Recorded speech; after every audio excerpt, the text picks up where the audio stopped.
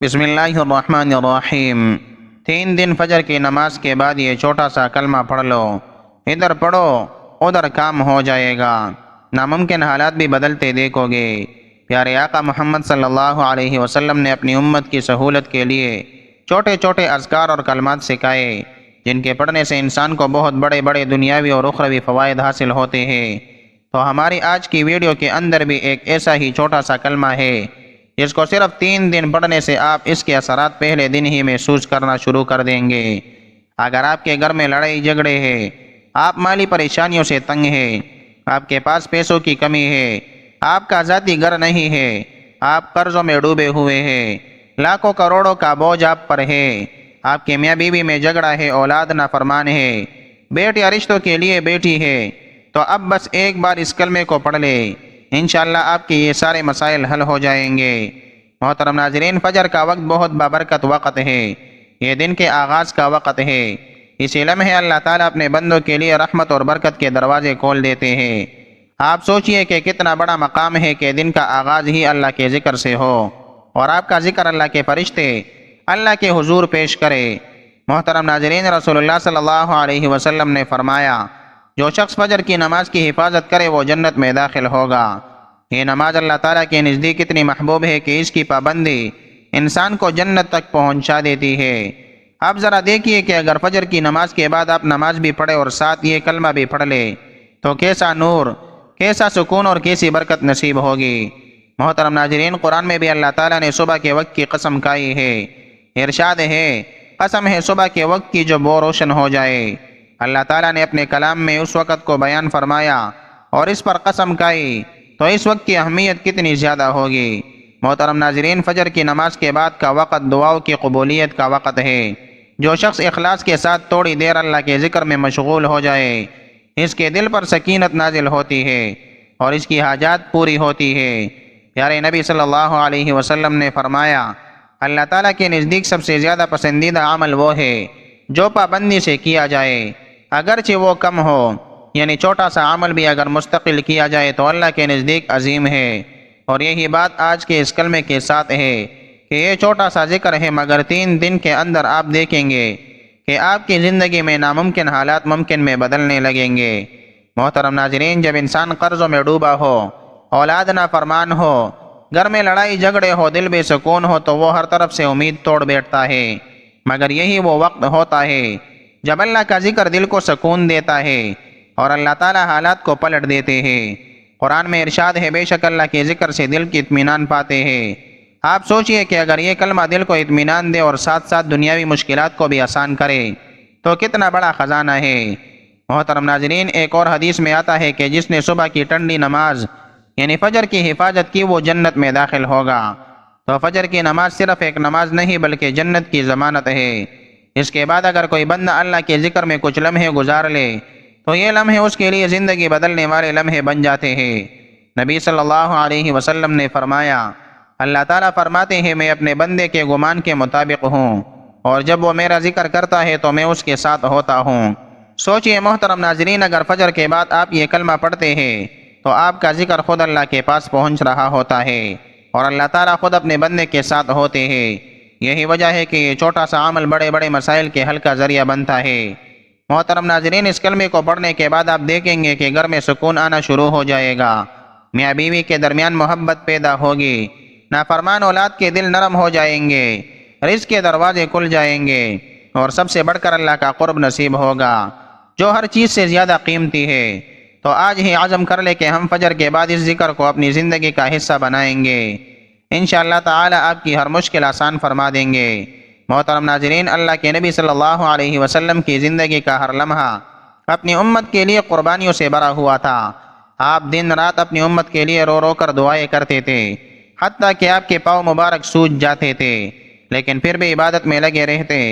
ایک دن حضرت عائشہ رضی اللہ عنہا نے عرض کیا، یا رسول اللہ، آپ تو معصوم ہیں، آپ کے اگلے پچھلے سب گناہ معاف کر دیے گئے ہیں، پھر بھی آپ اتنی عبادت کیوں کرتے ہیں؟ تو آپ نے فرمایا، کیا میں شکر گزار بندہ نہ بنوں؟ اس سے معلوم ہوا کہ آپ اپنی امت کو یہی پیغام دینا چاہتے تھے کہ چھوٹے چھوٹے اعمال کو معمول بنا لو، کیونکہ یہی اعمال انسان کو اللہ کا شکر گزار بندہ بناتے ہیں۔ محترم ناظرین، رسول کریم صلی اللہ علیہ وسلم کی زندگی میں چھوٹے چھوٹے اذکار کا خاص اہتمام تھا۔ آپ نے اپنی امت کو بھی یہی تعلیم دی تھی کہ یہ آسان اذکار زبان پر جاری رہے تاکہ بندہ ہر وقت اللہ کی یاد میں رہے۔ آپ نے فرمایا، دو کلمے ایسے ہیں جو زبان پر ہلکے ہیں لیکن میزان میں باری ہے اور رحمان کو محبوب ہے، وہ ہے سبحان اللہ و بحمدہ سبحان اللہ العظیم۔ یہ الفاظ اتنے مختصر ہے کہ کوئی بھی پڑھ سکتا ہے، لیکن اللہ کے نزدیک ان کا اجر بے حد عظیم ہے۔ محترم ناظرین، صحابہ کرام بھی نبی کریم صلی اللہ علیہ وسلم کے اس انداز سے خوب متاثر تھے اور وہ بھی اپنی زندگی میں اذکار کو لازم پکڑتے تھے۔ حضرت ابو ہریرہ رضی اللہ عنہ ہر وقت ذکر کے ساتھ رہتے اور لوگوں کو بھی اس کی تلقین کرتے تھے۔ ایک دن انہوں نے فرمایا کہ تم اپنے گھروں کو قبرستان نہ بناؤ بلکہ ان کو ذکر کے ساتھ آباد کرو، کیونکہ جس گھر میں قرآن کی تلاوت اور ذکر ہوتا ہے وہاں رحمت اترتی ہے، اور وہ گھر اہل آسمان کے لیے ایسے چمکتا ہے جیسے زمین والوں کے لیے آسمان کے ستارے چمکتے ہیں۔ محترم ناظرین، جب ہم فجر کے بعد یہ چھوٹے چھوٹے اذکار کرتے ہیں تو یہ ہمارے گھروں کو رحمت سے بھر دیتے ہیں، وہاں سے پریشانیاں اٹھ جاتی ہیں اور وہاں خوشیاں اترنے لگتی ہیں۔ یہی وجہ ہے کہ نبی صلی اللہ علیہ وسلم اپنی امت کے ہر فرد کے لیے فکر مند رہتے تھے۔ آپ نے فرمایا، میری مثال اس شخص کی سی ہے جس نے آگ جلائی اور اس میں پروانے گرنے لگے، اور میں تمہیں کمر سے پکڑ پکڑ کر آگ سے بچا رہا ہوں مگر تم پھر بھی آگ کی طرف لپکتے ہو۔ سوچنے کا مقام ہے محترم ناظرین کہ کس قدر محبت اور فکر آپ کو اپنی امت سے تھی کہ آپ بار بار ہمیں سمجھاتے اور بچاتے تاکہ ہم دنیا کی آگ اور آخرت کے عذاب سے بچ جائے۔ محترم ناظرین، فجر کے بعد یہ چھوٹے چھوٹے اذکار اور کلمات ہمارے لیے اس آگ سے بچنے کا ذریعہ ہے۔ یہ اللہ کے ذکر کے سائے ہیں جن میں دلوں کو سکون ملتا ہے، رزق کے دروازے کھلتے ہیں اور دعائیں قبول ہوتی ہیں۔ محترم ناظرین، حضور صلی اللہ علیہ وسلم اپنی امت پر اس قدر شفیق اور مہربان تھے کہ قرآن نے بھی آپ کے بارے میں گواہی دی ہے کہ بے شک تمہارے پاس ایک رسول آیا ہے جو تمہاری تکلیف کو اپنی جان پر شاق سمجھتا ہے، تم پر بہت حریص ہے، ایمان والوں پر نہایت شفیق اور مہربان ہے۔ یہ آیت خود اس بات کا ثبوت ہے کہ ہمارے نبی صلی اللہ علیہ وسلم اپنی امت کی چھوٹی چھوٹی پریشانیوں کو بھی اپنی ذات کے لیے باری سمجھتے تھے۔ آپ راتوں کو اٹھ اٹھ کر امت کے لیے دعا کرتے، کبھی امت کے لیے آنکھوں سے آنسو بہاتے اور اللہ کے حضور گریہ وزاری کرتے۔ محترم ناظرین، ایک بار نبی صلی اللہ علیہ وسلم نے ہاتھ اٹھا کر فرمایا، یا اللہ میری امت کو بخش دے، یا اللہ میری امت کو معاف فرما دے، اور یہ دعا اتنی دیر تک دہراتے رہے کہ اللہ نے فرمایا، اے محمد، ہم نے تمہاری امت کے بارے میں تمہیں خوش کر دیا ہے اور تمہیں غمگین نہ کریں گے۔ اس سے بڑھ کر اور کیا محبت ہو سکتی ہے کہ نبی اپنی امت کے لیے مسلسل دعائیں کرتے رہے۔ محترم ناظرین، صحابہ کرام اس عظیم شفقت کے گواہ تھے۔ حضرت عبداللہ بن مسعود رضی اللہ عنہ فرماتے ہیں کہ ایک مرتبہ رسول اللہ صلی اللہ علیہ وسلم نے نماز لمبی پڑھی، یہاں تک کہ ہمیں لگا کہ شاید کچھ وحی ہو رہی ہے۔ جب آپ نماز سے فارغ ہوئے تو فرمایا، میں نے اللہ سے اپنی امت کے لیے بخشش طلب کی ہے اور اللہ نے مجھے نصف امت کی بخشش عطا کر دی۔ پھر میں نے بار بار دعا کی تو اللہ نے فرمایا، تمہاری پوری امت کو بخش دیا سوائے ان کے جو شرک کرنے والے ہیں۔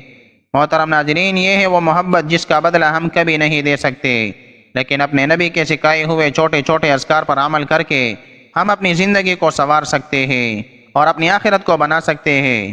محترم ناظرین، نبی صلی اللہ علیہ وسلم کے اصحاب یعنی صحابہ کرام نے بھی ہمیں یہی تعلیم دی کہ چھوٹے چھوٹے اعمال کو معمول بنا کر زندگی میں تبدیلی لاؤ۔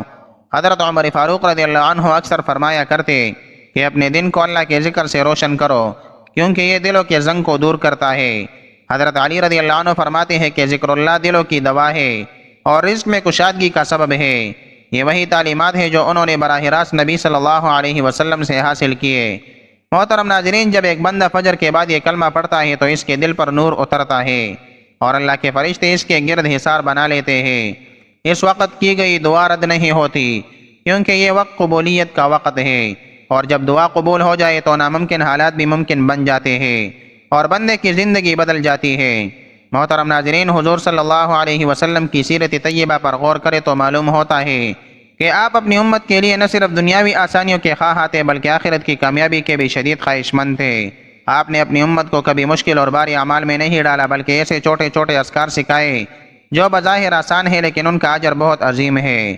محترم ناظرین، ایک دن نبی صلی اللہ علیہ وسلم نے اپنے صحابہ سے فرمایا، کیا میں تمہیں وہ کلمات نہ بتاؤں جو اگر تم پڑھو تو تمہارے تمام گناہ معاف کر دیے جائیں؟ اگرچہ وہ سمندر کی جاگ کے برابر ہو۔ تو آپ نے فرمایا سبحان اللہ و بحمدہ، یہ کلمات اتنے ہلکے ہیں لیکن قیامت کے دن ان کا وزن اتنا زیادہ ہوگا کہ بندہ خود حیران رہ جائے گا۔ محترم ناظرین، یہی وہ تعلیم ہے جو ہمیں فجر کے بعد کے اذکار سے بھی ملتی ہے کہ تھوڑی سی محنت ہے اور اس کے بدلے میں اللہ کی بے شمار رحمتیں ہیں۔ محترم ناظرین، صحابہ کرام بھی ان تعلیمات پر دل و جان سے عمل کرتے تھے۔ حضرت سعد بن ابی وقاص رضی اللہ عنہ فرمایا کرتے تھے کہ میں نے نبی صلی اللہ علیہ وسلم کو یہ فرماتے ہوئے سنا ہے کہ جو بندہ وضو کر کے 2 رکعت نماز اخلاص کے ساتھ پڑھتا ہے اس کے لیے جنت واجب ہو جاتی ہے۔ یہ سن کر وہ ہر وقت اس بات کا خیال رکھتے ہیں کہ چھوٹے چھوٹے اعمال کو چھوڑا نہ جائے۔ فجر کا وقت ویسے بھی اللہ کی رحمت کے اترنے کا وقت ہے۔ اس لمحے جب رات کا اندھیرا ختم ہو رہا ہوتا ہے اور دن کی روشنی پھیل رہی ہوتی ہے تو اللہ کے ذکر کی لذت اور تاثیر کچھ اور ہی ہوتی ہے۔ اور اگر اس لمحے بندہ ذکر میں مشغول ہو جائے تو اس کا نام فرشتے عزت کے ساتھ اللہ کے حضور پیش کرتے ہیں۔ محترم ناظرین، حضرت ابو ہریرہ رضی اللہ عنہ بیان کرتے ہیں کہ رسول اللہ صلی اللہ علیہ وسلم نے فرمایا اللہ تعالیٰ کے فرشتے راستوں میں گھومتے ہیں اور جب وہ کسی جگہ لوگوں کو اللہ کا ذکر کرتے ہوئے دیکھتے ہیں تو ایک دوسرے کو آواز دیتے ہیں کہ آؤ جس چیز کو تم تلاش کر رہے تھے وہ مل گئی ہے۔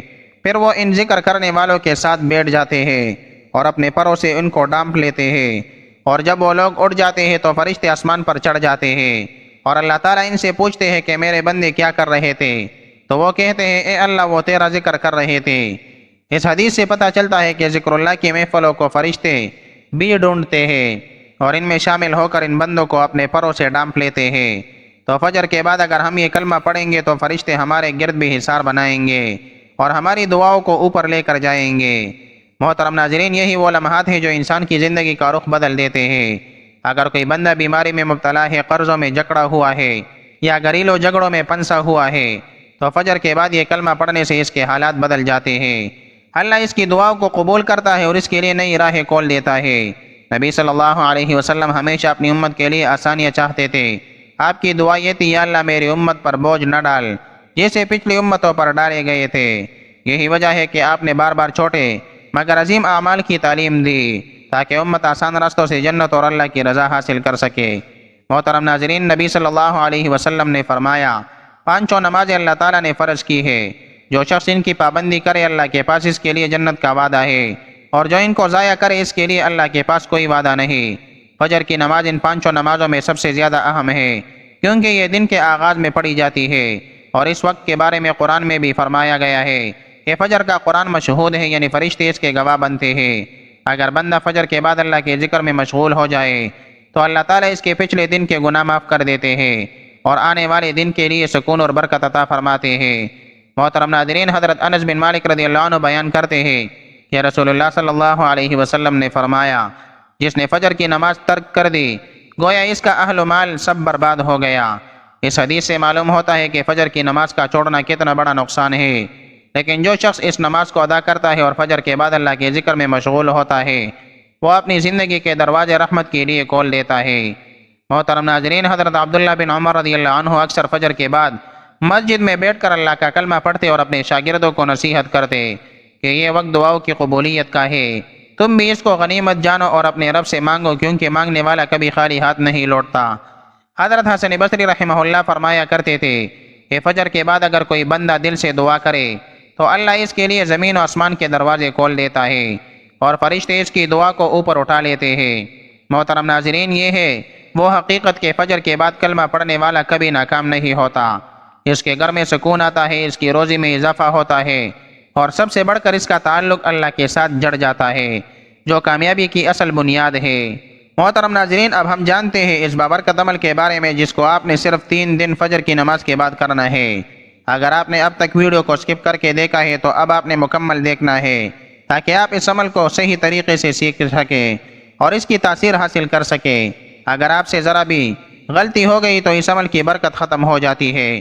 سب سے پہلے آپ نے فجر کی نماز ادا کرنی ہے، نماز کے بعد وہی مصلی پر بیٹھ جانا ہے اور بیٹھ کر سب سے پہلے آپ نے حضور صلی اللہ علیہ وسلم پر درود پاک پڑھنا ہے۔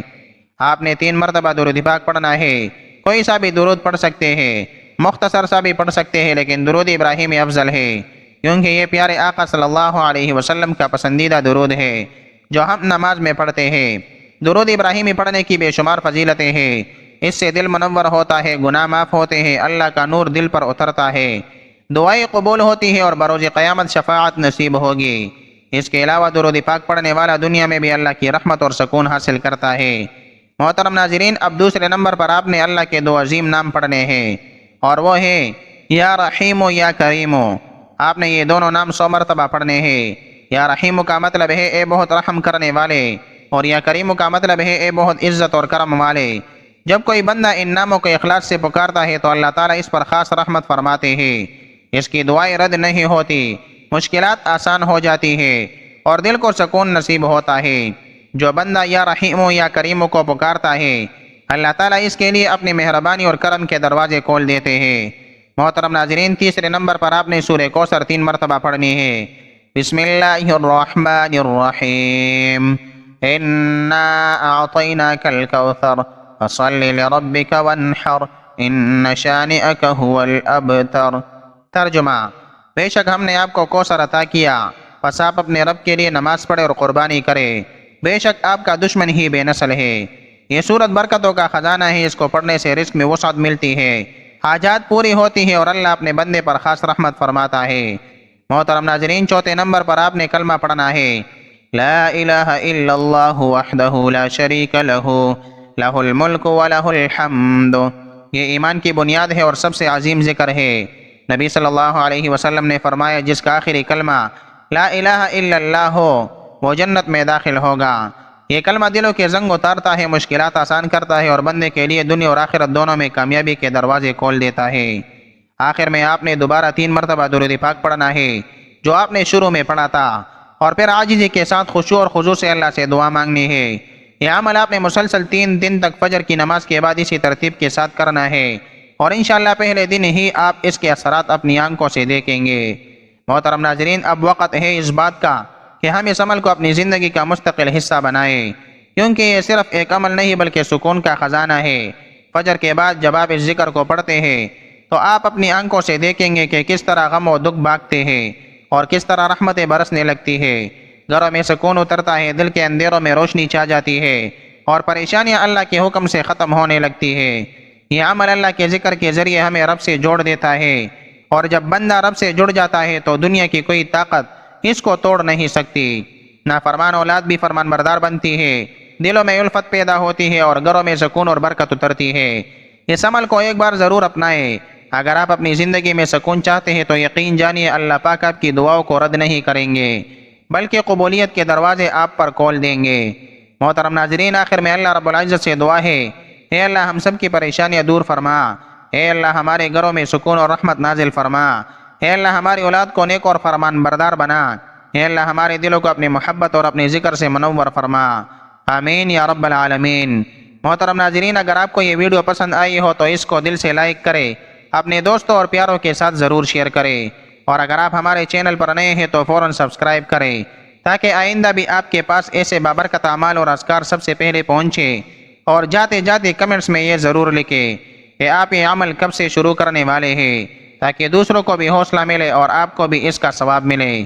اسی کے ساتھ ہی کرتے ہیں آج کی اس روحانی ویڈیو کا اختتام۔ زندگی نے ساتھ دیا تو پھر ملیں گے انشاءاللہ ایک نئی روحانی وظیفے کے ساتھ۔